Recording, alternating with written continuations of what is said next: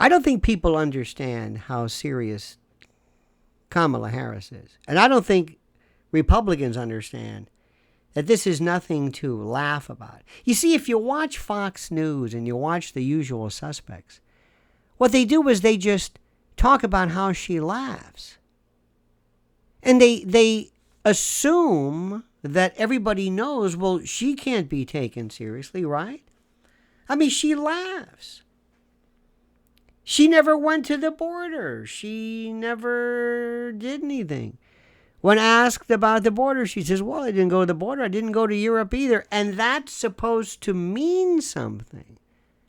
And they're talking about how these efforts of hers, these disasters, will resonate with voters who only see her for the first time as another hope and change, an antidote to this nationalism, this white supremacy, this fascism of the Trump era, this convicted felon who believes in Project 2025 that nobody can even understand, much less define. If you don't see this, Republicans, you're going to make the same mistake you made in 2020. And I was telling them then, in English this time, I was telling them then. I said, it doesn't matter how many rallies Trump has. It doesn't matter how he was loved. It doesn't matter how he is doing great. How he filled in this entire stadium. And that Joe Biden couldn't fill a parking lot of a Home Depot. It didn't matter. None of it mattered. There's this thing that they do. There's this, I don't know what it is. They get cocksure and they get haughty. And they believe that, well, we're superior. I mean, we are superior. And they never, ever, ever, ever truly took the Democratic machine seriously.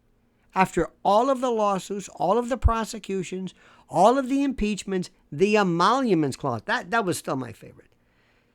Look what they did to everybody. Look at the bodies they left, the detritus, the Flotsam and Jetsam, the Rudy Giulianis, and just go down the list, the Navarros and the Bannons. And they are the most, this is the Democrats or the shadow government or whatever you want to call them, but they are the most ruthless people you have ever imagined.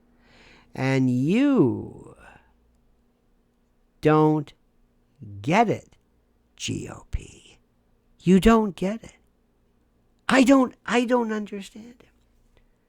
You have a convention, you think this is the apotheosis, the coronation? It was truly remarkable how he survived the attempt on his life, but that's already forgotten. I know that may be hard to forget. It's already forgotten. America has the attention span of a gnat. And the Democrats looked at you and they said, Joe Biden's not going anywhere. Joe Biden said, I'm not going anywhere. Kamala Harris said, I am 100% behind Joe Biden. They looked at you and Joe and everybody right in the eye and they said, what are you talking about? Joe Biden will be the nominee. And Joe Biden's out. And the next thing that's going to happen is Joe Biden will step down. And pursuant to the 25th Amendment, not Section 4, but because of actually Section 1, he will step down and the succession will go pursuant to the Tyler precedent, as it's called. It will go to Kamala Harris. She will be the acting president.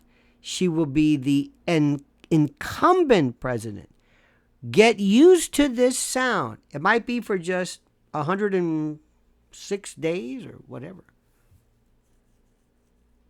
President Kamala Harris, the first African American woman president in our history. The woman you laughed at. The woman that is the source of more reels and mashups and smash-ups and compilations and memes, and Kamala Harris, who couldn't pull 2%. Kamala Harris, who was kicked off before the Iowa primary in 2020. Kamala Harris, the joke. Kamala Harris, the unlikable. Kamala Harris, the maundering victim of logorrhea, logolalia. Kamala Harris. That's President Kamala Harris. Be afraid. Be very afraid.